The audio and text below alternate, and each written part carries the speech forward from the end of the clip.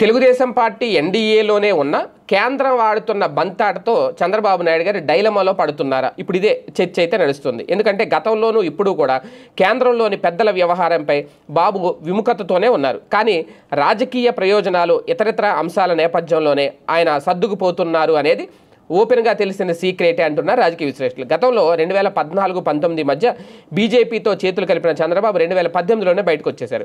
ప్రత్యేక హోదా, పోలవరం వంటి విషయాల్లో విభేదించారు. కానీ అంతర్గతంగా కేంద్రంలోని బీజేపీ పెద్దలు వైసీపీతో చెలిమి చేయడాన్ని చంద్రబాబు అప్పట్లోనే తప్పుపట్టారు. ప్రధానంగా ఈ కారణంతోనే ఆయన కూటమి నుంచి బయటికి వచ్చారు అన్న చర్చ అప్పట్లో జోరుగా సాగింది.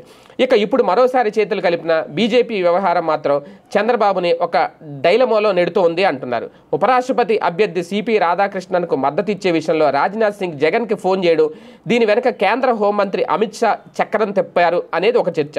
అయితే ఎన్డీఏ కూటమిలో ఉన్న తాము సంపూర్ణ మద్దతు ఇస్తామని, ఇంకా జగన్తో ఏం పని అనేది చంద్రబాబు అలాగే పవన్ కళ్యాణ్లు చేస్తున్న ఆలోచన.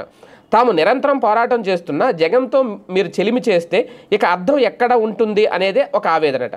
అంటే ఇక్కడ ప్రజల మధ్యకు వెళ్ళినప్పుడు జగన్ను రాజకీయంగా బలంగా విమర్శిస్తున్నామనే దీని కేంద్రంలోని బీజేపీ పెద్దలు కలిసి రాకపోతే ఆయనకు ఫోన్లు చేసి మద్దతు కావాలని కోరడం ఏంటి అనేదే ఒక వాదన టీడీపీ జనసేన వర్గాల్లో వినిపిస్తోంది.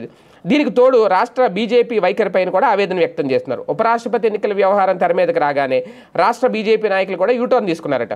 వైసీపీని పల్లెత్తి మాట కూడా అనట్లేదట. పైగా కీలక నాయకులపై కేసుల విషయంలో కూడా ఆలోచన చేసే పరిస్థితిని కల్పిస్తున్నారు అనే వాదన కూడా వినిపిస్తోంది.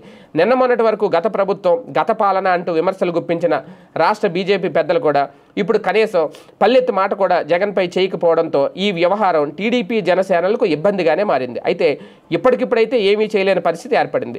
దీంతో చంద్రబాబు మన పని మనం చేద్దాం అన్నట్టుగా వ్యవహరిస్తున్నారట.